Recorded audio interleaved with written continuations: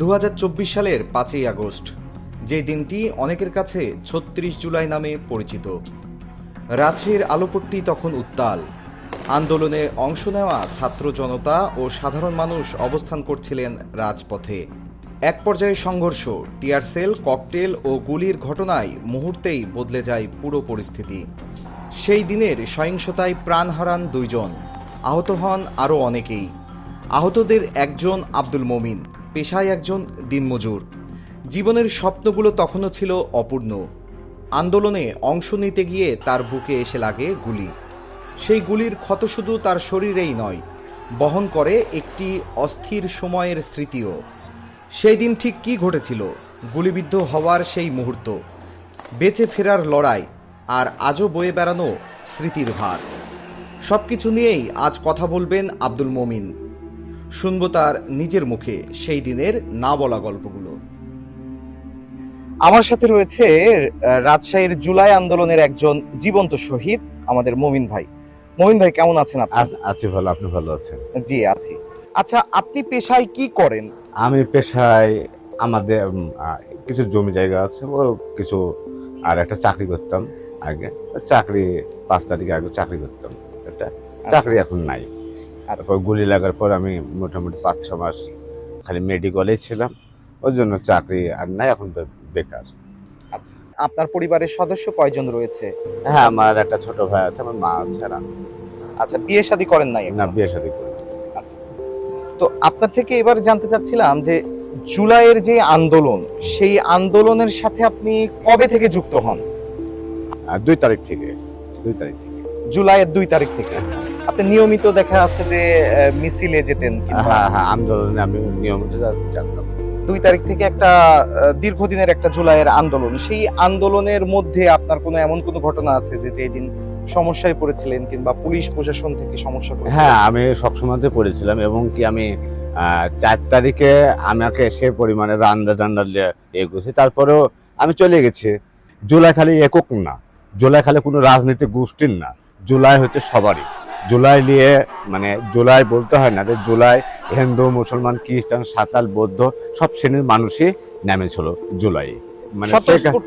মানে এমন একটা ইস্যু ছিল যে মানুষ পানি দিচ্ছে, রড দিচ্ছে, জানেন 1 কেজি রডের দাম 100 টাকা, এরকম 1000 আধমুন রড দিয়েছে, উপর থেকে ফেলছে, আপনাদের যেন কোনো সমস্যা না হয়, আপনারা একে প্রতিহত করেন। এভাবেই কিন্তু জুলাই আসেছে। জুলাই আপনার কোনো মানুষের এককভাবেও আসেনি। আমরা দেখেছি যে ছাদেরপুর থেকে 2 পারের মানুষ ছাদেরপুর থেকে তারা আন্দোলনে হয়তো সামিল হতে পারছে না, তার জন্য তারা কি করছে, বিস্কুট ফেলছে, চানাচুর ফেলছে, খাবার ফেলছে টিফিন বাটিতে। এই যে জুলাই আন্দোলন তো শিক্ষার্থীরা করছিল, হ্যাঁ, তো আপনি এই জুলাই আন্দোলনের সাথে কেন সম্পৃক্ত হলেন কিংবা কেন জুলাই আন্দোলন? আমি কিন্তু টিভি দেখতাম। আচ্ছা, টিভি দেখতে দেখছিলাম যে এক সময়তে দেখলাম মানুষ সবাই দেখছে ইয়ে করছে, দেখছি আমাদের এলাকা থেকে সবাই, ছোট বড় মহিলা সবাই বাইরে দিচ্ছে, আমিও বাড়াচ্ছি। কেন জুলাই তো মানে খালি কোনো রাজনীতি বলে না আর শিক্ষার্থী বলে না, সবাই নেমেছে একসাথে, আমিও নেমেছি। আমরা জানি যে 5 তারিখে আপনি গুলিবিদ্ধ হন, তো এই যে 5 তারিখে গুলিবিদ্ধ হলেন, কখন কিভাবে গুলিবিদ্ধ হলেন, এই গল্পটা একটু শুনতে চাই। আমি মানে 5 তারিখে যখন 1টা বাজে তখন আমি গুলি খেয়েছে, তারপরে আমার আর খেয়াল নেই। আমাকে যে 2 জন ভাই নিয়ে গেছে চালঘাটে, আমি এখন পর্যন্ত তাদেরকে দেখিনি। আবার গুলিটা লেগেছিল বুকে, আমার গোটাখান এখান থেকে এ পর্যন্ত কাটা।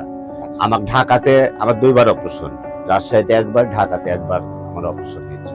আমাকে যখন দেখার জন্য যখন মানুষ ছটফট করে আমার এলাকাবাসী, তখন বলে আল্লাহর কাছে তুমি দোয়া করো, সবাই যে দোয়া করে তার জন্য।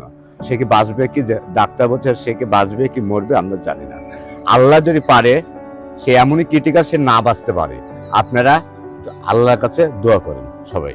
আচ্ছা, এই জুলাই আন্দোলনে গুলিবিদ্ধটা কোথায় হন আপনি? আমি স্বচ্ছ টাওয়ার, সাহেব বাজার স্বচ্ছ টাওয়ারে আমি গুলিবিদ্ধ হই। আচ্ছা, সেই সময় শিক্ষার্থীদের সাথে আপনি ছিলেন? হ্যাঁ, আমি তাদের সাথে ছিলাম।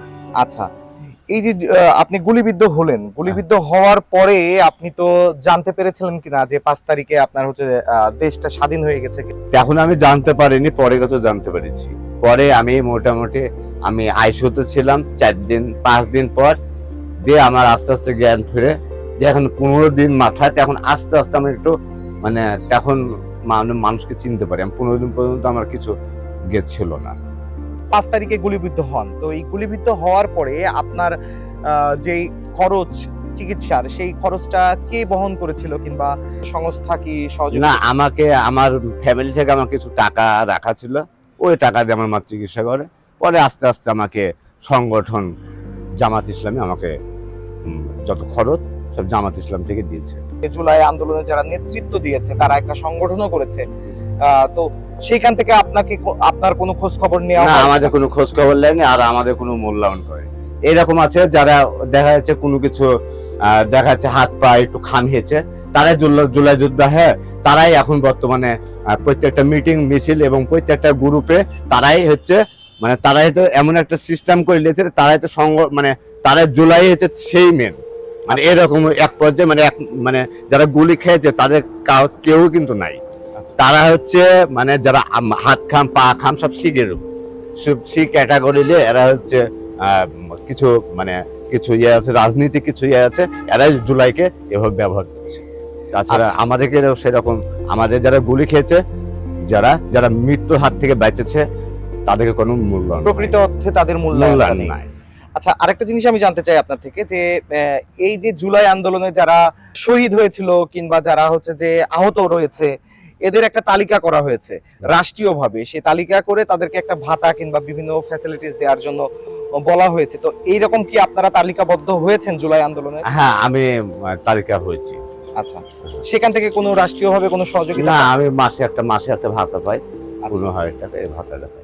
আচ্ছা, জুলাইয়ের আন্দোলনে যারা আহত রয়েছে কিংবা শহীদ হয়েছে, শহীদ পরিবার কিংবা আহতদের নিয়ে বিভিন্ন প্রোগ্রাম বিভিন্ন সংস্থা করে থাকে, তো সেখানে কি আপনাকে দাওয়াত দেওয়া হয়? না, আমাদেরকে দাওয়াত দেওয়া হয় না।